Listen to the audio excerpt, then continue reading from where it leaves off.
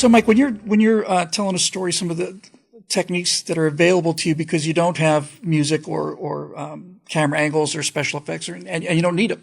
So, let's take 4 examples: pace, pitch, volume, and tone. Right. The faster you talk, the more energy you're putting into the story. You're gonna want to hold on to that energy, keep it in the bag until you need it. But there's going to be times you're going to need to push some narrative through that story there, and you could pick up the pace. The volume comes up a little bit, tone may come up a little bit, but then the other side of that is that there are times when the story just needs to just slow down and breathe, and the pace goes down and the tone goes down, and all of a sudden you use these techniques to base. It's not even like a string; it's more like a marionette stick. You can pull the audience forward. When you slow down and when you get quiet, and you can push them back a little bit when you need to move the mail, because sometimes you've got a lot of exposition has to get out of the way before you can get to what the story's really about. Well, you do that really well too. I've seen a lot of your stuff, and sometimes it's counterintuitive. Sometimes when a thing is really important, you kind of have to blast through it just because people are expecting you to do the other thing. It also depends where in the arc of your story this thing is. But look, I think the bigger point is it's back to music. You're talking about the music in the story. You even used the word pitch and tone. Those are musical expressions. So, Ken Burns agonized over finding just the right music to elevate his story, because the music is a story all by itself. So, yeah, every storyteller I admire is a music lover. I don't know of any exceptions, whether they're conscious of it or not. Something I started doing, especially with these large events, and you just said it, nobody wants a lecture. Nobody wants a sermon.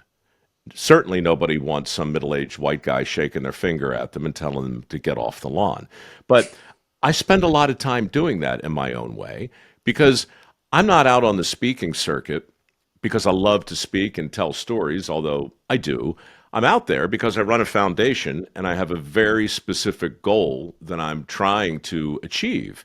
And that goal is rooted in lectures and sermons. That goal is rooted in the headlines.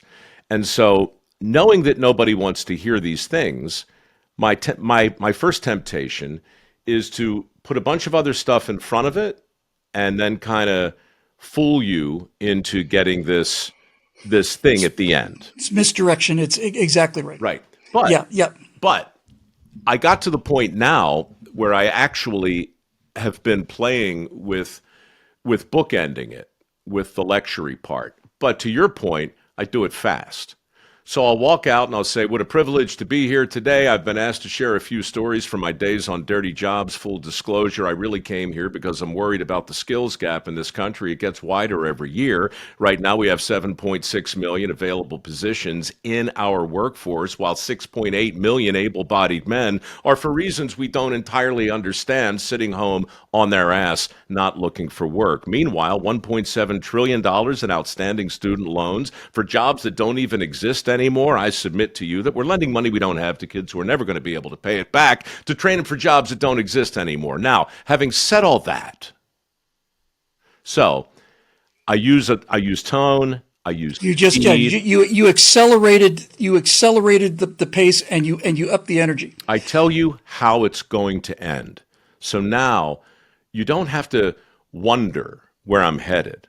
Because I'm going to tell you, in about 40 minutes, after I drag you through a sewer or violate some barnyard animal with you right on my shoulder, after I do something that's borderline really awkward and maybe even uncomfortable for the people who have overpaid me to come here today, to keep you entertained in between breakout sessions that deep down we all know none of you want anything to do with.